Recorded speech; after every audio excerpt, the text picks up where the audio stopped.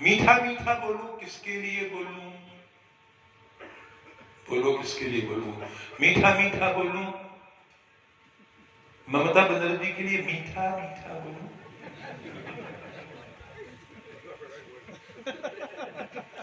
मायावती के लिए मीठा मीठा बोलूं? मुलायम सिंह के लिए मीठा मीठा बोलूं? उनके सुपुत्र महोदय के लिए बोलो ना भाई, उनके लिए मीठा मीठा बोलूं? तो सामने मीठा बोलने की कोई बात तो होनी चाहिए। कितना मीठा बोला जाए? सत्यम ब्रूयात प्रियम ब्रूयात। अच्छा, मैंने सबको सुहाने वाली बात कही जाए वो सत्य है, गलत बात है। सत्य बोलो और ऐसा सत्य बोलो कि वो सदा स्मरण रहे कि किसी ने सत्य बोला था। तो सत्य बोलने का साहस तो भगवान वज्रांग देव ने, मेरे सदगुरुदेव पितृदेव श्रीमद महात्मा रामचंद्र वीर महाराज ने मुझे दिया है। परंतु पचाने वाले भी तो चाहिए ना। पचाएगा कौन? और जो पचाएगा वो कभी भी नहीं पछताएगा। फिर भी मैं मीठा मीठा बोलूंगा। तो भगवान श्री राम का दिव्य देवालय महालय बन रहा है। भूमि पूजन हो चुका था, शिलान्यास हो चुका था। जिनके हाथ से शिलान्यास हुआ था उनका नाम था कामेश्वर चौपाल। दलित हिंदू थे, पिछड़े वर्ग के हिंदू थे। परंतु ये दोबारा जो उसका की पुनरावृत्ति हुई है बहुत अच्छी बात है, क्योंकि कामेश्वर चौपाल भारत के प्रधानमंत्री नहीं थे। आज यदि भारत के प्रधानमंत्री के हाथों से वो प्रक्रिया दोहराई जाती है तो गौरव दोनों का बढ़ता है। भगवान का तो गौरव नहीं बढ़ता, भगवान के काम का गौरव बढ़ता है। और प्रधानमंत्री महोदय का गौरव निस्संदेह बढ़ता है। उस दिन उनका भाषण मैंने सुना, उनका फोन आया तो उन्होंने कहा बहुत दुबले हो गए। मैंने कहा जिन गांधी जी को आप खूब याद करते रहते हैं उनसे ज्यादा दुबला मैं अभी नहीं हुआ हूं। और आपका भाषण निस्संदेह एक चिरस्मरणीय भाषण था। मैंने उनको कहा कि अच्छा हो कि आप अभी व्यासपीठ पर बैठकर राम कथा करना प्रारंभ कर दीजिए। तो संसार का एकमात्र प्रधानमंत्री जो राजपीठ पर भी और व्यासपीठ पर भी खरा उतरता है तो मुझे बेहद खुशी होगी, मेरे मन का मोगेम्बो खुश हो जाएगा।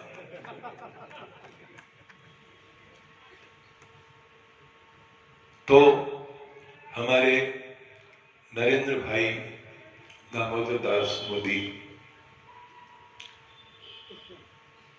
और आज कार सेवकों को स्मरण करने का, उनको सम्मानित करने का, ये कार सेवा क्या है?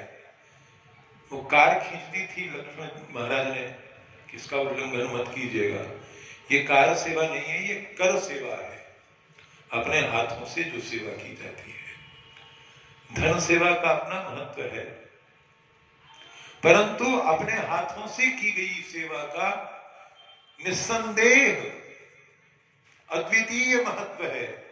तो वो कार सेवा जो है वही कार सेवा। तो उसको कार सेवा को समझिए कि भगवान का कार्य यानी भगवान का जो काम है उसकी सेवा, भगवान का काम करने के लिए मुझे सौभाग्य प्राप्त हुआ।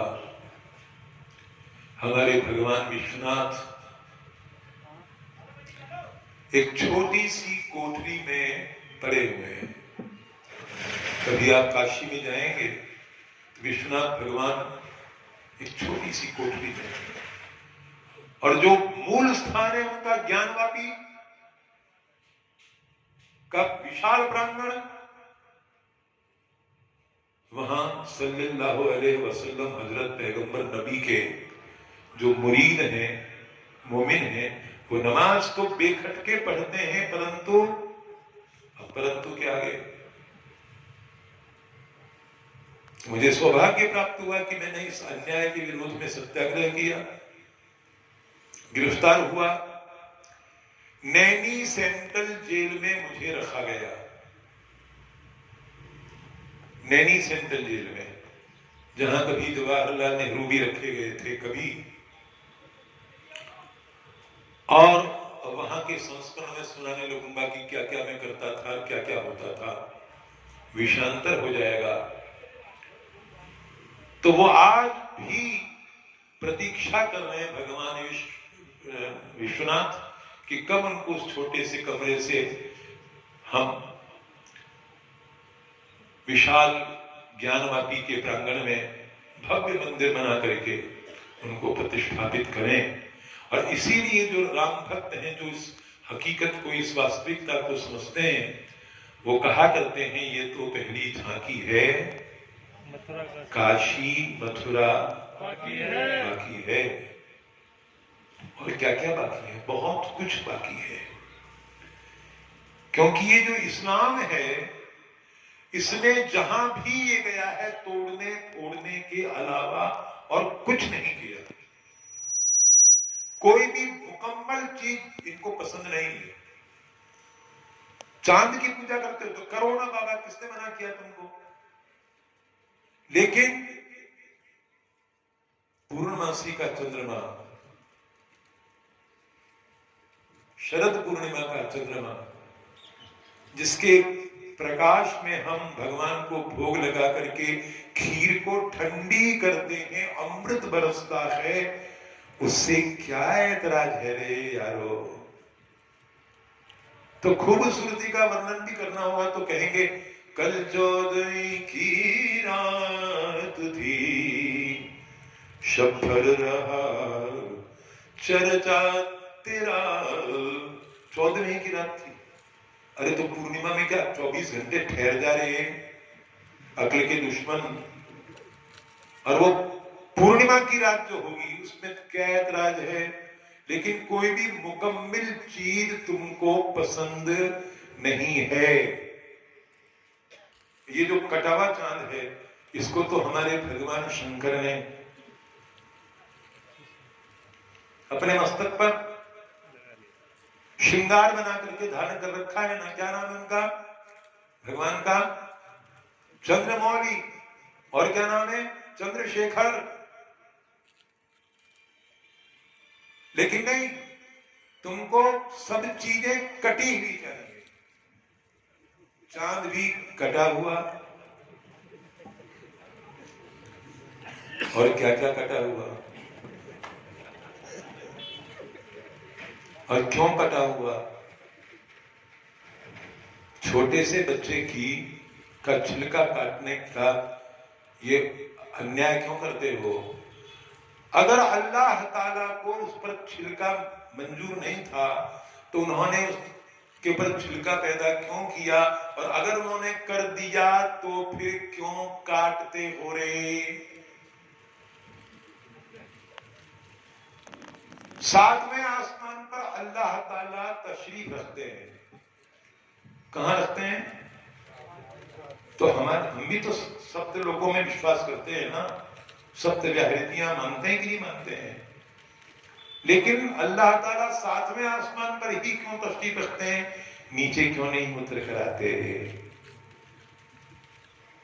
पुराना एक गीत है, हमसे आया न गया, उनसे बुलाया न गया। यही है ना? फासला प्यार में दोनों से मिटाया न गया। क्यों भाई, क्यों? तो सोचा हमने कि शायद कुछ मैसेज भेजा जाए तो कुछ असर पड़े। तो हमने खत लिख के उनको बुलाया, हमने खत लिख के उनको बुलाया, उनका कासिद ये पैगाम लाया। क्या पैगाम लाया? उनके पाँव में मेहंदी लगी है, वो आने जाने के काबिल नहीं है। मेहंदी लगी है। तो यारो, मेहंदी हमारी सारी देवियां मेहंदी लगाती हैं और ईसा मसीह बन करके पलंग पर लेट जाती हैं और एक हाथ इधर कर देती हैं, एक हाथ इधर कर देती हैं, और फिर वो मेहंदी, आजकल तो ड्रायर चल गए हैं, कितनी देर में सूख जाती है? आधा घंटे में, 1 घंटे में, 2 घंटे में। ये कौन सी मेहंदी लगाई है अल्लाह ताला ने, जो 1400 साल होने के बाद भी अब तक उतरने का नाम ही नहीं ले रही है? क्या है?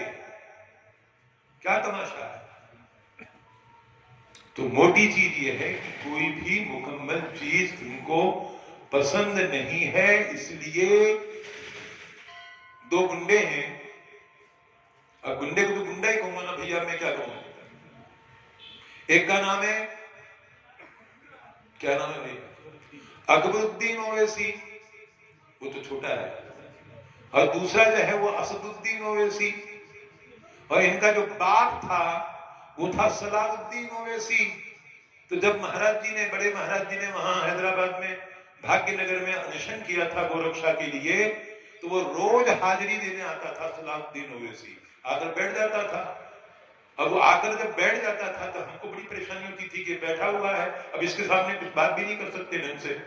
तो 2-3 दिन तक तो मैंने बर्दाश्त किया। उसके बाद कहा कि बड़े मियां, आप तशरीफ लाते हैं, बहुत खुशी की बात है, लेकिन ये जहमत गवारा मत किया कीजिए। आपके जज्बात से हम वाकिफ हो गए हैं, आप यहां तक आने का की जहमत गवारा मत किया कीजिए, आप वहीं घर पर ही तशरीफ रखा कीजिए। तब जाकर पिंड छूटा सलाहुद्दीन ओवैसी। और क्या कहते हैं ये गुंडे कि 15 मिनट के लिए मिलिट्री को और पुलिस को यदि पाबंद कर दो तो हम हिंदुस्तान की सरजमी पर एक भी काफिर जिंदा नहीं छोड़ेंगे। बोलो, ये बात कही है कि नहीं कही है? तो फिर नाना नारे नारे नारे, सबका साथ नहीं, सबका विकास भी नहीं। सबका साथ सबका विकास का मतलब क्या होता है? सांपों का साथ, बिच्छुओं का साथ, कनगोजरों का साथ, मक्खियों का साथ, मच्छरों का साथ, खटमलों का साथ नहीं, ये ठीक है, ये बिल्कुल शांति प्रिय व्यक्ति है, ओवैसियों से तो लाख बजे अच्छा है। तो इसलिए सबका साथ सबका विकास नहीं चाहिए, देशभक्तों का साथ और देशभक्ति का विकास। देशभक्तों का साथ और देशभक्ति का विकास। मेरे शिष्य परिवार के 2 अनमोल रतन राम कुमार कोठारी, शरद कुमार कोठारी बलिदान हो गए वहां। पापात्मा मुलायम सिंह ने खून की होली खेली, जलियांवाला बाग भी शर्मा गया। अब उसकी पुनरावृत्ति देश में दोबारा नहीं होनी चाहिए।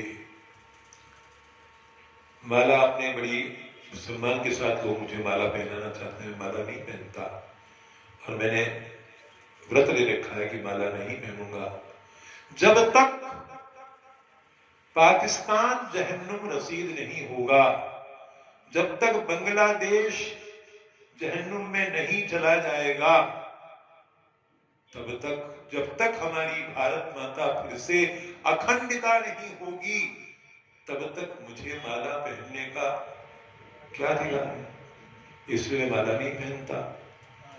तो ये दिन तो महाराज का न जाने कब आएगा, निश्चित रूप में आएगा। संत कहकर गए, आए संवत 20 आगे मोहम्मद रहे न ईसा, इनको जाना ही है, जाकर रहेंगे। और सबसे बड़ी बात, विवेकानंद तो खूबसूरत थे, अच्छे ऑडिटर थे, बहुत बढ़िया भाषण देते थे, लेकिन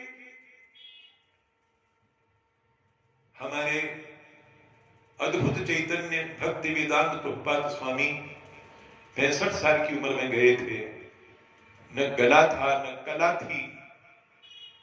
एक पार्क में वृक्ष की छाया में बैठ जाते थे और श्रीमद् भागवत का पारायण करते रहते थे। क्या आकर्षण था, क्या अद्भुत आकर्षण था। 2 से 10, 10 से 20, 20 से 50 बढ़ता गया, बढ़ता गया, बढ़ता गया समुदाय। और उस समय के सबसे बड़े जो धन कुबेर थे, हेनरी फोर्ड, उन्होंने अपने पूरे फोर्ड फाउंडेशन की संपत्ति उनके चरणों में समर्पित कर दी। अब बड़े बड़े फैशनेबल बीटल्स जैसे जो हीरो थे सारे संसार के, उन्होंने गाय के खुर जितनी मोटी चोटी, तिलक, कंठी ये धारण करना प्रारंभ किया। इतना बड़ा, उस सोसाइटी का नाम क्या, ISKCON, international society for Krishna consciousness. तो इतना बड़ा चमत्कार हुआ ना, तो ये तो होना ही है। भगवान श्री राम एक एक उनका शब्द और एक एक वाक्य हृदयंगम करने की अमृतोपम थाती है, धरोहर है। तो उन्होंने कहा, अपि स्वर्णमयी लंका न मे लक्ष्मण रोचते।